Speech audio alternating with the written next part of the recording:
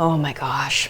This melty, gooey, chocolatey, warm, cinnamony, maple syrupy goodness. This caramelized cinnamon plantain recipe is quick and easy enough for a weeknight, but fancy enough for company.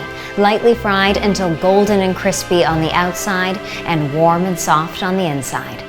This is so exciting because we have one recipe here with the main component being delicious pieces of caramelized plantain, which is incredibly satisfying on its own, but we're going to throw in 2 more recipes that you can make ahead of time to take this caramelized plantain from easy weeknight dessert to easy impress your company dessert.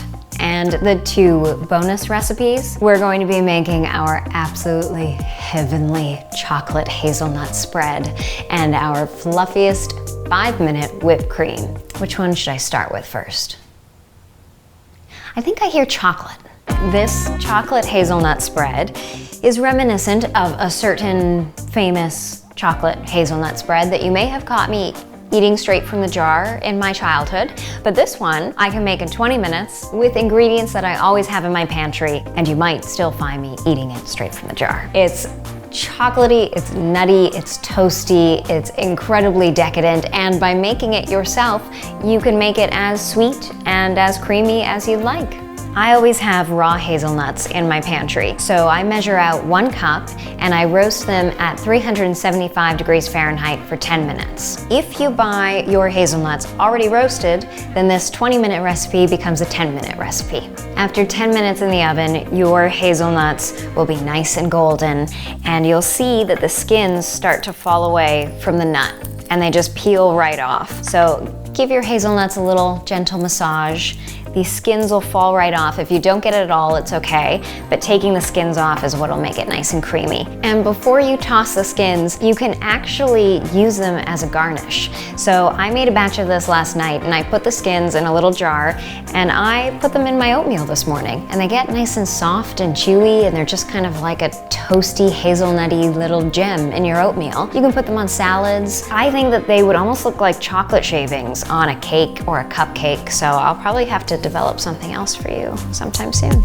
Add your 1 cup of toasted hazelnuts to your food processor, pulse to break it down, and then blend for about 30 seconds until it's nice and crumbly. Next, I'm going to melt a 1/4 cup of chocolate chips with 1/8 cup plus 1 teaspoon of maple syrup. And I'm going to melt this in my microwave for 15 seconds, take it out, give it a stir, and if not all the chocolate chips have melted yet, I'll maybe put it back in for about 3 to 5 seconds. Pour the melted chocolate and maple syrup over the ground hazelnuts, add 1/2 teaspoon vanilla extract, 1/4 teaspoon sea salt, and 1/8 cup cocoa powder. Blend that up until it's combined, and slowly stream in some oat milk until it reaches your desired consistency.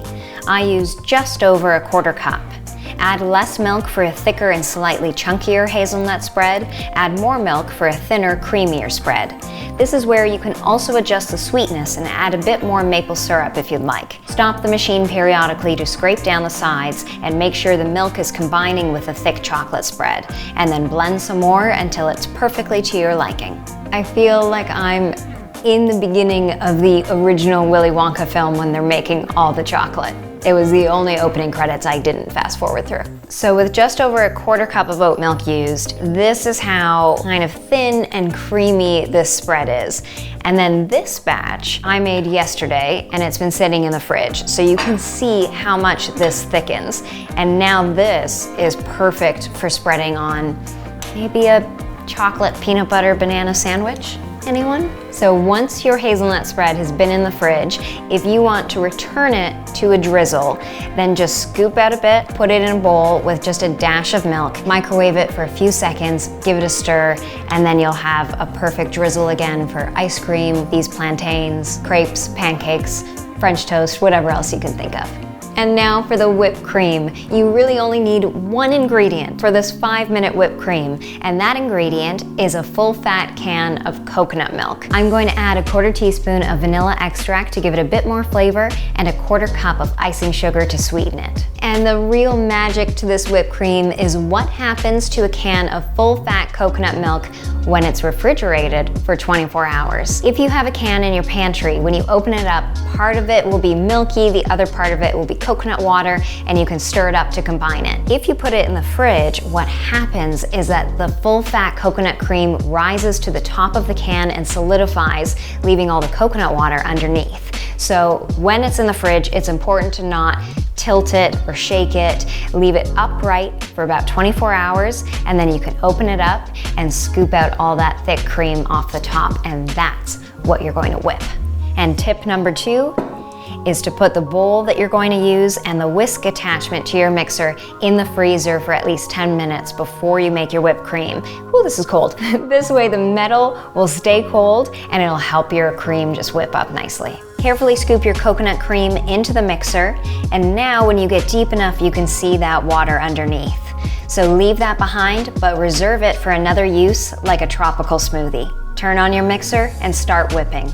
Then add in the 1/4 teaspoon vanilla extract and a 1/4 cup icing sugar. And there you have it. 5-minute, fluffy, incredibly tasty whipped cream. Isn't this the coolest whipped cream? This is usually just like the hazelnut spread, where if you make a batch and then put it in the fridge, it'll firm up even more.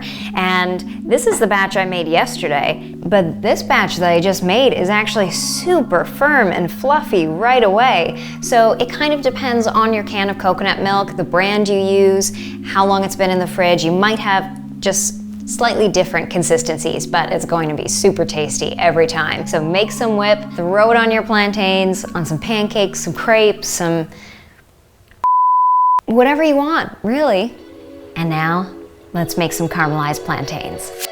If you've never eaten a plantain, they are part of the banana family, but they're firmer, starchier, and less sweet. Plantains are also super versatile because depending on the stage of ripeness, they can be used quite differently. A green and yellow plantain can be perfect in a savory dish, like a side, almost like a potato or French fries. And once they're a little blackened, they're perfect for sweet dishes. So I'll show you the difference between a banana and a plantain. This is a ripe banana, and this is a ripe plantain. So you can see that it's quite a bit bigger, the stem is shorter, and it's a lot thicker. And when you're buying your plantains, they will likely be beside the bananas and be either green or yellow. If there's a plantain that has a little bit of black on it, that's the one I'll be grabbing for this recipe, because it's going to take a few days for the plantain to ripen, and until it has some black on it, it's not going to be quite sweet enough. Oh, don't put your plantains in the fridge. I learned the hard way, the skin goes black, but the fruit does not ripen. So let's slice into this. Cut off the ends, and then slice through the thick peel, being careful to not slice too deep into the fruit. Peel it open, and just separate that peel from the fruit. Then slice the plantain into 1/4 to 1/2 inch thick slices. Heat a non-stick pan over medium heat with 1/2 tablespoon coconut oil, and while the oil heats up, toss the slices of plantain with 1½ teaspoon cinnamon and drizzle 2 tablespoons maple syrup. And now you want your oil to be hot enough so that when you put your slices of plantains on the pan, they're going to start frying right away. If the oil isn't hot enough, then they'll actually just sit in the oil and soak it up. But if the oil's too hot, then the bottom is going to burn before the inside gets nice and soft and warm and cooked. So watch it closely, adjust it as you go, and I love to use the trick of using the bottom of a wooden spoon, putting it in the oil, and once you see little bubbles form around the edges, that's when you're ready to go. Lay the slices of plantain in the oil and cook for 4 to 5 minutes on each side until golden and caramelized.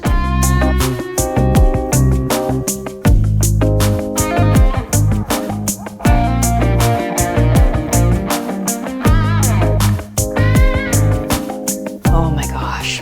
This melty, gooey, chocolatey, warm, cinnamony, maple syrupy goodness. Make sure that you eat this when it is warm, because it just doesn't get better than this. 1 plantain makes a great amount for 2 servings and costs us about 80 cents. A full batch of the coconut whipped cream costs around $2.45, and the hazelnut spread costs us $3.65 for 330 grams, which is only about 11 cents more per 100 grams than the traditional spread. Click the links below for these recipes. Make yourself some caramelized plantains, and make sure to subscribe for a new video with 1, 2, or maybe 3 recipes every Sunday at 5.